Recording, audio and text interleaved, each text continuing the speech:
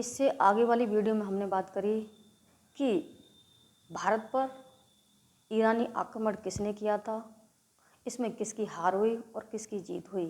आज हम उसी के क्रम में हम बात करेंगे कि जरक्सीज के उत्तराधिकारी कौन थे और पारसी साम्राज्य का विनाश किस तरीके से होता है। और अगले पॉइंट पे हम बात करेंगे कि भारतीय क्षेत्रों में ईरानियों के आक्रमण के क्या कारण थे।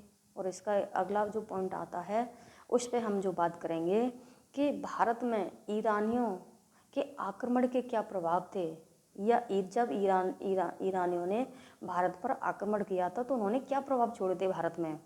तो चलिए बात करते हैं हम कि जरक्सीज की मृत्यु के बाद या जरक्सीज की मृत्यु के पश्चात उसके उत्तराधिकारी अर्तजरक्सीज प्रथम और अर्तजरक्सीज द्वितीय हुए थे। निम्न साक्ष्यों से पता चलता है कि इन्हीं उत्तराधिकारियों ने दारा प्रथम के साम्राज्य को सुरक्षित रखा था।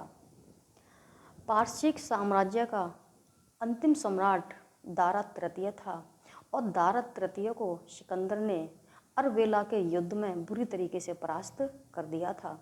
इस तरीके से हम देखते हैं कि पारसिकों का या पारसिक साम्राज्य का विनाश हो जाता है। अब हम बात करते हैं कि भारतीय क्षेत्र में ईरानियों के आक्रमण के क्या कारण थे। तो इसमें पहला जो कारण हमें दिखाई देता है कि भारत के पश्चिम में ईरानी सम्राटों की सुदृढ़ता थी। अगला कारण ये था कि भारत के पश्चिमोत्तर राज्यों में अस्थिर और अराजक राजनीतिक परिस्थितियां मौजूद थीं।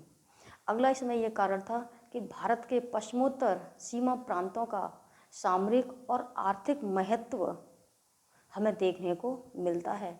इसमें जो लास्ट और जो कारण था वो ये था कि ईरानियों का या ईरानियों की जो इच्छा शक्ति थी वो उत्तर वाले मार्ग पर थी कि उत्तर वाला जो हिस्सा है वो किसी तरीके से हमारे कब्जे में आ जाए या उस पर नियंत्रण करने की थी। अब हम आगे बात करते हैं कि ईरानियों ने जब भारत पर आक्रमण किया था तो उनके आक्रमण के क्या प्रभाव थे भारत में या क्या प्रभाव पड़े थे। तो इसमें सबसे पहले जो प्रभाव दिखाई देता है वो ये था कि समुद्री मार्ग की खोज से विदेशी व्यापार को प्रोत्साहन मिला था। इसमें दूसरा कारण ये था कि भारत के पश्चिमोत्तर में दाईं से बाईं ओर लिखी जाने वाली खरोष्टी लिपि का प्रचार और प्रसार हुआ था।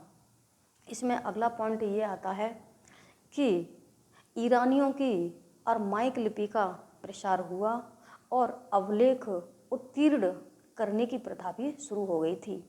और इसका जो लास्ट पॉइंट है कि मौर्य वास्तुकला पर ईरानी प्रभाव स्पष्ट रूप से दिखाई देता है, जैसे कि अशोककालीन स्मारक और दूसरा है घंटे के आकार के गुम्बद।